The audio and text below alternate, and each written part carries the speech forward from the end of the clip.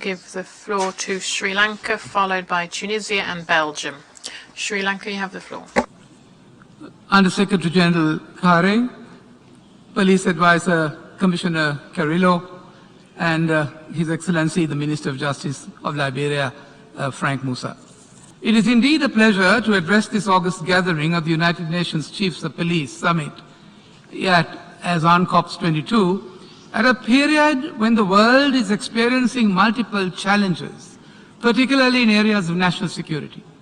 I take this opportunity to commend UNCOPS for the effort in bringing this high-level galaxy of security personnel of high competency together in this summit with a view to drawing on their experience and resources on how to make our world a safer place to live in. Distinguished delegates, remember that you are agents of peace. You are peace officers. You are chosen trustees of your communities entrusted with the task of maintaining law and order, without which no development is possible. Therefore, consider your obligations a sacred duty. The underlying objective of this summit, Mr. Chairman, clearly is the strengthening of international peace, security and development for all throughout the unifying power and enabling role of national and international policing cannot be at a more timely initiative towards establishing a common platform of understanding amongst present and potential police security initiatives and financial contributors who share a common vision for a peaceful world.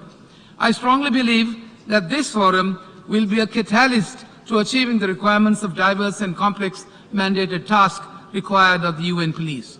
My own country, Sri Lanka, has had the privilege of being blessed with a highly trained police force, schooled in the common law traditions for over 150 years, and has contributed in a substantial measure towards maintaining law and order at a domestic level and in more recent times at an international level, in keeping with the norms and standards required by the United Nations, inclusive of providing security for civilians, the prevention of crime in conflict zones, and the maintenance of peace in such areas. I might recall the initial deployments in Mozambique, followed by contingents to East Timor, Sierra Leone, the Ivory Coast, Sudan, Liberia, Haiti, and the Southern Sudan. Looking to the future, we believe that the anticipated outcomes of this summit, which includes, amongst other things, operationalizing the UN Police Division's role as a system-wide service provider and a focal point for the UN policing and other law enforcement matters, such as strengthening capacities, integrating UN policing priorities in international peace, security processes and discussions, would be a high point in setting up standards of the law enforcement agencies in its response to contemporary and contemplated challenges.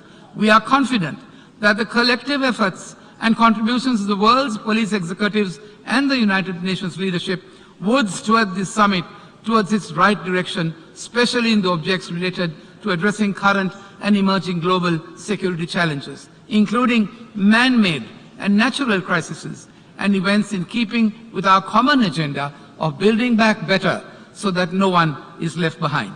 We will and must provide protection to the least of them all. We owe it to them, distinguished delegates. I thank you once again on behalf of the global community and wish you every success in this very important endeavor, which assures to each one of us as members of the human family a peaceful coexistence in our earthly sojourn, and reminding ourselves finally that the global policing goals focus on the collective efforts of the international law enforcement community to create a safer and more sustainable world for future generations. I thank you, Chair.